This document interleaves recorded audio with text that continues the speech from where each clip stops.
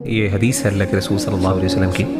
کہ mind set کیا ہونا چاہیے۔ سنن ترمذی کی حدیث ہے، آپ نے فرمایا ادعوا اللہ وانتم موقنون بالاجابہ، کہ جب بھی تم اللہ تعالیٰ سے دعا کرو تو تمہیں خوب یقین ہو اس بات کا کہ اللہ اس کا جواب دے گا، اللہ اس کو پورا کرے گا۔ اور پھر آپ نے فرمایا کہ اللہ تعالیٰ کسی غافل دل کی دعا کو نہیں قبول کرتے، یعنی جب آپ ہیڈ لیس ہیں اور جب آپ اس دعا کے ساتھ دیکھیں اللہ آپ کا محتاج نہیں ہے آپ کی دعاؤں کا، تو آپ جب اللہ کے سامنے آئے ہیں اور آپ اگر کیئرلیس ہیں، آپ اس لگن کے ساتھ اللہ سے مانگ ہی نہیں رہے جو اللہ تعالیٰ چاہتے ہیں کہ آپ کو ایک اٹیچمنٹ فیل ہو،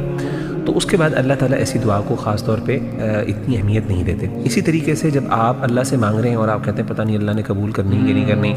شک بھی ہے، اور نہ صرف شک بلکہ آپ اتنا بادر بھی نہیں کرتے، آپ کہتے ہیں یار بس میں مانگ لیتا ہوں چلیں،